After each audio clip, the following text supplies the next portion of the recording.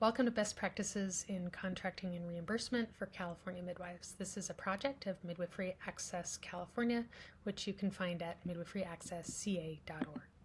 You can also find this document by scanning this QR code.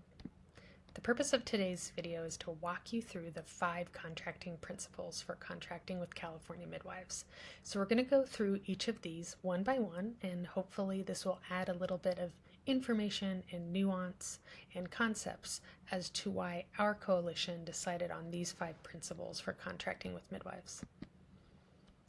So here's the first one. Contract with midwives as independent providers. Under California law, midwives, meaning nurse midwives and licensed midwives, may practice independently. So this means you should not require a physician supervisor. In fact, because it's not the law to have a physician supervisor, it can almost be impossible for a midwife to find one. Also, don't require the midwife to have hospital privileges in order to contract with your health plan. Community midwives, meaning midwives that attend births in freestanding birth centers and in the home, don't want to practice in the hospital, and so for that reason, they don't have privileges in the hospital setting. Also, do not require a hospital transfer agreement. Midwives have relationships with physicians and relationships with hospitals. They also are mandated by California law to have a transfer plan. So for this reason, they are able to safely transfer patients to the hospital setting when needed. But if you require a hospital transfer agreement, you're essentially saying that the hospital can decide whether or not the freestanding birth center can exist and get a contract with a health plan. Hospitals are very reticent to sign any agreement. So we think, and this is pretty much the standard across the U.S., that hospital transfer agreements impede the ability of midwives to practice. And finally, don't require a DEA number. This might seem like a small thing, and you might be wondering why we put this in here as one of our best practices, but it's because it comes up so often for California midwives that we felt that this was an opportunity to tell health plans and other state agencies why this is not a good idea. So nurse midwives can prescribe narcotics if they desire to, but rarely do they do so. So many do not have a DEA number. This is simply the midwifery philosophy of care. We try not to prescribe medications unless totally necessary, and we rarely use medications as strong as narcotics. As for licensed midwives in California, they do not have prescribing authority. They can administer medications, but they can't prescribe at this time. So they don't have and can't get a DEA number. Here's the next principle. Provide health plan enrollees with direct access to midwives. So that means do not require compulsory affiliation with an independent physician association. The reason we bring this up is because we know there are many health plans out there who exclusively contract with IPAs. IPAs often make it very difficult to contract with midwives because they simply don't want to contract with midwives, or they otherwise change the arranged and contracted reimbursement rate. Either way you hack it, it's not great for midwives if they are compelled to have to be part of an IPA in order to contract with the health plan. Also, don't require compulsory affiliation with a medical group or mandate a collaborative practice agreement with a physician or medical group. This is the same reason as the IPA reason above. Midwives are independent providers, so if you're requiring that they be employed by or affiliated with a physician or medical group, you're essentially allowing their competitor to decide whether or not they can be part of your network. And finally, do not require a referral or prior authorization for midwifery care.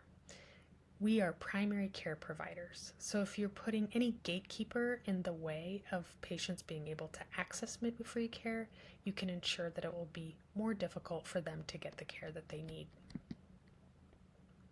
The next principle is contract with both licensed midwives and certified nurse midwives. What we mean by that is do not discriminate based on credential type.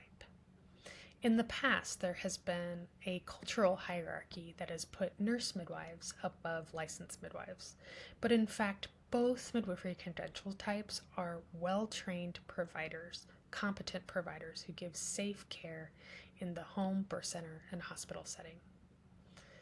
So contract with midwives to exceed the minimum network adequacy requirements in APL 18-002. You're probably familiar with this all plan letter. It basically says each Medicaid health plan needs to have one nurse midwife, one licensed midwife, and one freestanding birth center in their network. Obviously, this is not enough to meet the need of birthing people in California. So we encourage health plans to work with Midwifery Access California to find midwives in your area who may want to contract with your health plan. Here's the next principle. Ensure access to midwifery services in the home, birth center, clinic, and hospital.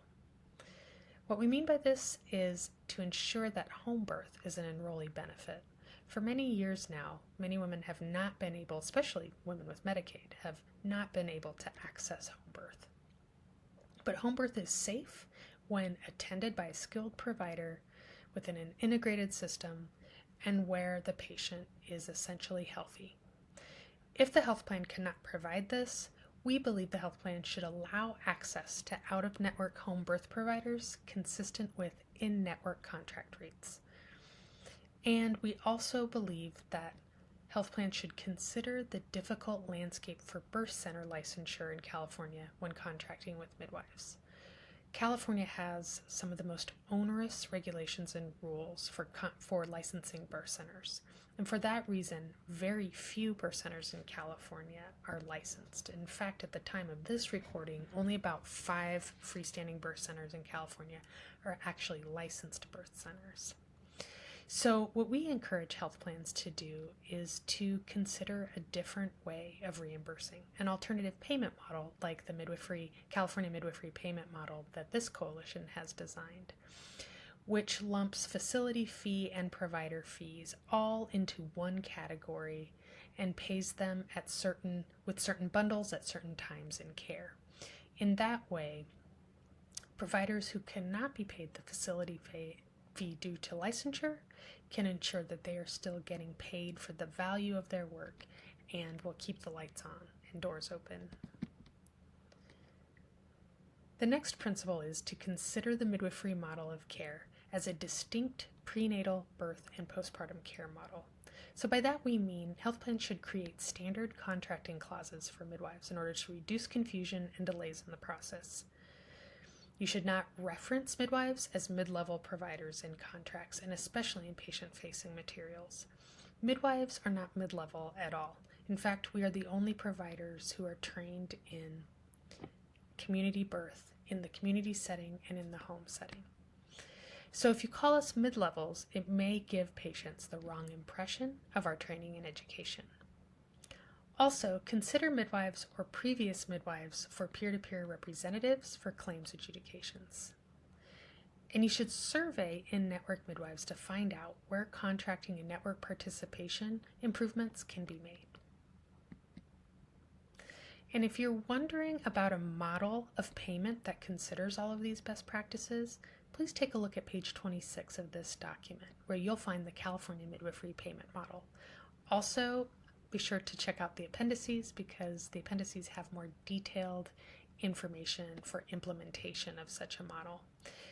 If you don't understand it, or you have questions at all, or concerns, we'd love to hear from you. You can email midwiferyaccessca@gmail.com, and we'll get right back to you and set up a time that we can meet and walk you through this payment model. You can also scan the QR code here to get to that payment model more easily. Thank you, and thanks for joining us.